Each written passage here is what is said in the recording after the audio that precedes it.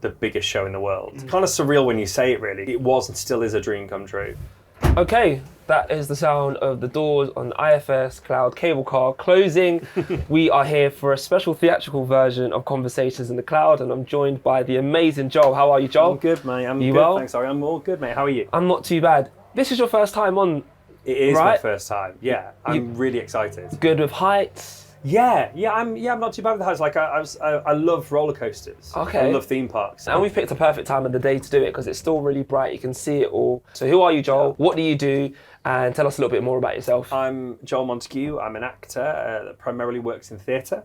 I've been very fortunate to do quite a few UK tours and West End theatre, and I am currently playing King George III in Hamilton at the Victoria Palace Theatre in London. That is a sentence. It is a King sentence. George. King George III. Hamilton is like one of the most iconic theatre shows. I'm annoyed I haven't watched it yet. No. Haven't got round to watching it. Everyone's like, you need to watch it, you need to watch it. You need to. Yeah, I feel like after this conversation, I'm most definitely going to go and buy a ticket. I mean, or you can put in a word for me. Get for me sure. I mean, one. listen, most people watch it on Disney Plus, and I get that, but you need to see it in person. Yeah. It's amazing. How is it like playing that role? Because it is an iconic role. It's a role that loads of people know. How is it like being the king in that theatre production? It's kind of surreal when you say it, really, because I think it was and still is a dream come true. Like to play the king, such an iconic role as a British actor in Hamilton, which is probably arguably at the moment the biggest show in the world. I'm very, very fortunate to be in that position. Yeah, incredible. And how did you get the role? Because I'm guessing you've obviously been acting for a fair few years. You don't walk in at the very top unless you're super talented, well, which you are. Well, thank you very much. Yeah. I mean, I wish so.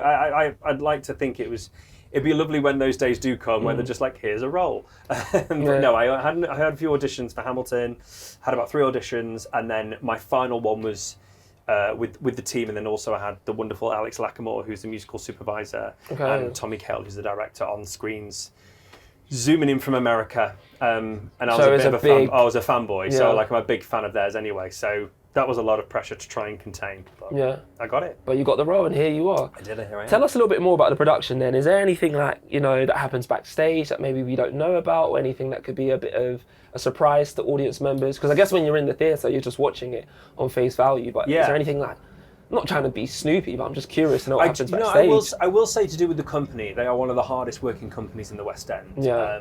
We have incredible swings and standbys and covers in the building. For anyone that doesn't know what swing is, it's kind of like a substitute on a football pitch. So if someone gets injured or is ill or whatever, they have to literally get changed and jump straight onto that track. How do you change costumes so quickly, change sets? What people don't know is you have teams, so you have dressers, the wardrobe team. Sometimes it can take up to 85 people, 90 people on a show, and you only see the 25 people on stage. I can imagine. Also, the creative team, it's one of the only shows I've worked on in the West End where the original creative team always make a point of coming back and seeing it regularly. Oh, so wait, the original people that wrote Hamilton all those years back? Yeah, like they must have seen it umpteen times at this point. Yeah, they've seen it a lot all around the world in different languages as well. So, but they really make an effort, and obviously Lin himself comes when Lin's in town.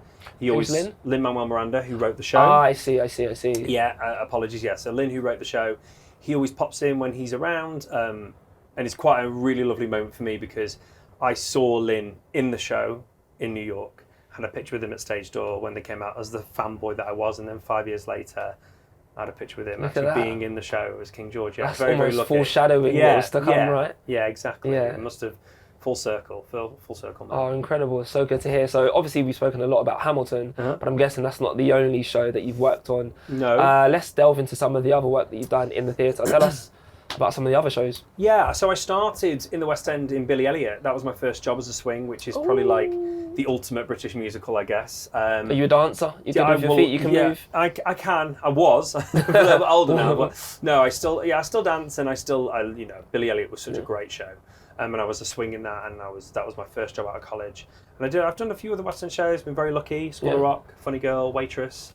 I've been very, very fortunate. Those are like varied types of roles as well, so it's not like you're doing the same sort of genre as well. Yeah, exactly. I'm again, like, really lucky to have been able to have a variety of genres of shows as well. I think sometimes you can kind of get typecast, can't you, in roles sometimes as actors, or your style of voice or whatever, so people think you just do one genre sort of thing, show. But I think, I've kind of been this sort of character actor, comic actor kind of thing, and kind of thing, as if it's a thing in the air. But yeah, I guess being a comic actor or being an actor in general that just likes to have different challenges, then I've been able to fit in those different varieties of shows. Do you know what that means? Like, no 2 days are the same. No Exactly. 2 productions are the same. And Exactly. No 2 reactions are the there same we as go. well. There we go. Yeah. So what's it like then performing in the theatre? Is it tiring because you're doing, I don't know how many shows a week, day in, day out? Is it ever like, oh, I can't be bothered today? Listen, you know what, the most important thing is it's a job, and we're lucky that it's a job that we love. So of course you have your odd days when you're not feeling great, you know, and it's hard to get through 2 shows in a day. I mean, for me, I can't really say much because I do 12 minutes in a show. So the rest of the company. So wait, how long is Hamilton? So Hamilton's around 2.5 hours. And you're doing 12 minutes. I do 12 minutes as That's the king not a in the bad show. gig. It's a really cushy gig. But the poor company have got the whole show. So when I'm complaining that I'm tired, They're looking at you like, they kind of give me the suck side it eyes up, to go, mate, yeah, like, what are you going to... I do have an 8-month-old baby, so that's is my your get excuse. out. Yeah, that's my get out at the moment. But yeah, it's very tiring, especially for all the West End shows. You know, the relentlessness of it, of 8 shows a week, 1 day off. It does become quite time consuming, and you need to get rest, water. Even just having a social life outside of it, yeah. I mean, the social life, non-existent, right? It is non-existent. Yeah. But it's, you know, listen, that's what you sacrifice to be in the West End. And you know what, talking of the West End, actually, it is one of the most iconic theatre lands in the world, other than Broadway, of course. What would you say is your favourite thing about the West End? About the West End, I guess I just love Theatreland. I think I was very lucky when I was younger that I could grow up with it. I used to go to the theatre quite a few times, and to be able to go to London from being from the north as a young kid, and now beyond the West End, is it's amazing. It must be amazing, right? And would you ever venture over?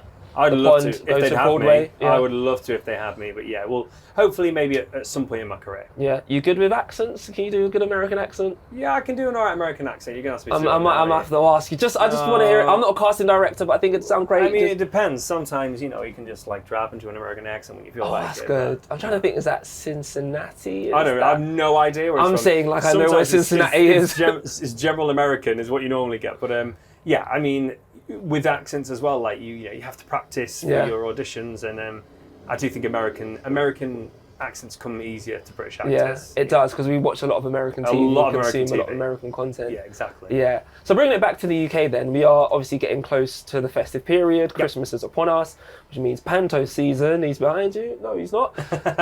What makes Panto so special? Why do you think it's such a thing that we Brits love so much? I mean, I guess you could say probably because we created it. We were the pioneers of pantomime, you know, and we have an amazing stars, you know, all the way back to sort of, you know, Morecambe and Wise and Cilla Black and Les Dawson and Bruce Forsyth and all these legends of theatre that started in variety, and then, you know, pantomime was a regular thing, and actually it's now, with the Palladium Panto, it's now sort of coming back. The panto is now a bigger thing again, where you do get your celebs. And every year, do you know what, people still come out no matter what? Yeah, it's always popular. I think people forget that pantomime is sometimes your first experience of theatre. Yeah. So I think it's really important, panto. Yeah. It's a great thing to celebrate in the UK. No, I love it. And do you know what? We are itching ever closer to the end of the journey. I could talk to you for ages. There's so much more I want to ask. I want to say thank you for joining us. How was your first experience? It was amazing. The sides are unbelievable. Amazing. And once again, just want to say thank you for joining us. And I guess I got to go get that ticket to go see you in Hamilton in all your glory. I'll sort you out. Amazing. Conversations in the Cloud. We'll see you on the next one. Thanks, mate. Cheers, mate. Thanks.